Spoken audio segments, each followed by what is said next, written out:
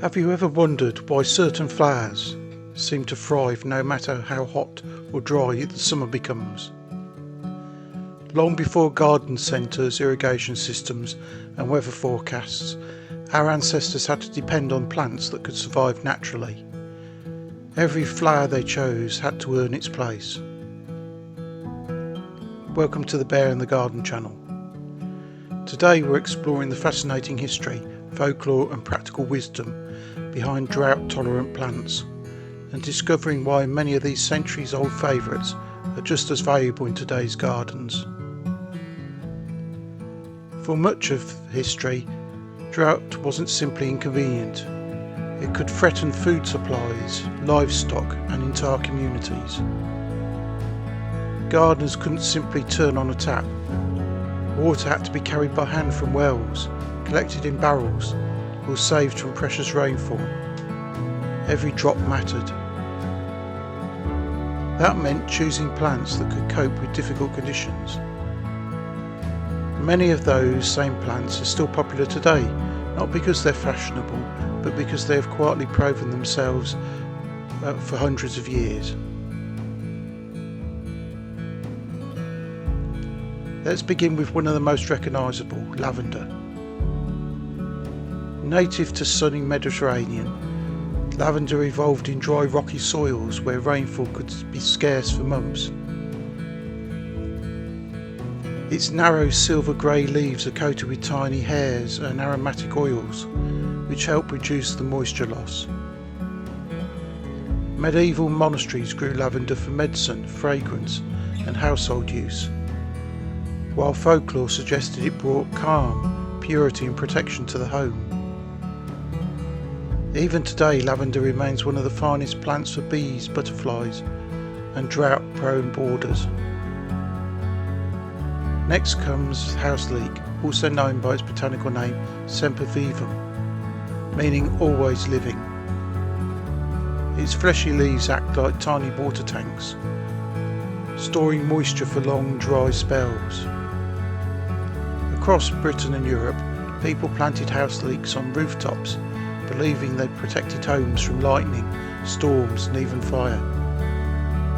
While science doesn't support those magical claims, their ability to survive on roofs and stone walls certainly made them appear almost indestructible.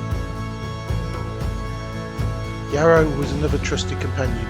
With its finely divided leaves and deep reaching roots, yarrow can continue flowering when many other plants begin to fade. It was valued both as a medicinal herb and as a symbol of healing and courage. Some traditions even claimed yarrow could predict the weather or reveal future love, adding another layer of mystery to this remarkable resilient plant.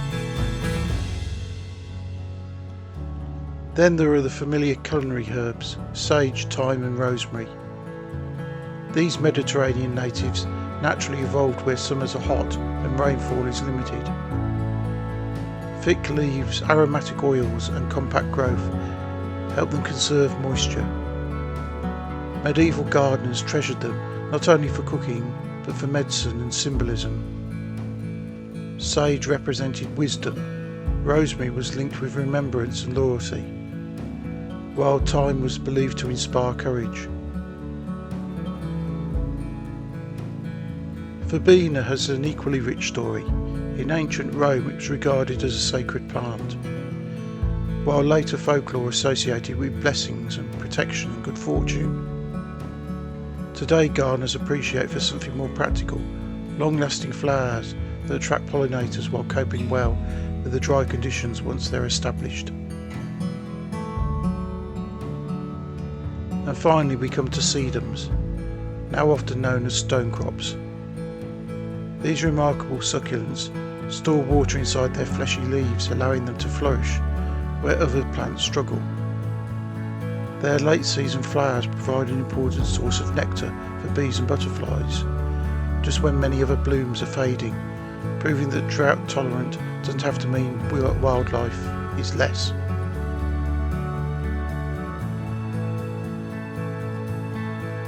But the plants themselves are only part of the story. People search for signs that a dry summer was on the way. When a drought could mean failed harvests and hungry families, every unusual change in nature seemed important. And across Britain, one of the best known pieces of weather folklore, oak before ash, we're in for a splash. Ash before oak, we're in for a soak. People believe that order in which oak and ash trees came into leaf could predict the kind of summer ahead. The saying survives because generations of gardeners carefully observed the natural world. Another widespread belief was an unusually heavy crop of berries or acorns meant a difficult year was coming. Some thought nature was preparing birds and wildlife for hard times ahead, including long dry spells. But modern ecology tells us these bumper crops are more closely linked to the previous year's growing conditions than to the weather that's still to come. But it's easy to understand why people made that connection. In farming communities, the behaviour of animals was watched just as closely. Bees staying unusually close to the hive, swallows flying differently, and ants building especially tall nests were all taken as possible signs that the weather was about to change. Some of these observations may reflect short-term changes in temperature, humidity or air pressure, but they can't predict a drought weeks or months in advance. Perhaps the most enduring lesson from these old traditions isn't that they could control the weather, but they could encourage people to pay close attention to the landscape around them. They noticed when birds nested earlier than usual, when wildflowers bloomed ahead of schedule, or when streams began to run lower than expected. Today we have weather models and rainfall records and climate data, but there's still something valuable in slowing down and observing our gardens. The folklore may not predict drought with scientific accuracy, yet it reminds us that successful gardeners have always learnt by watching nature carefully season after season. So what can modern gardeners learn from all this? Our ancestors didn't fight against nature, they worked with it. Instead of trying to force thirsty plants to survive in dry soils, they selected species already adapted to local conditions.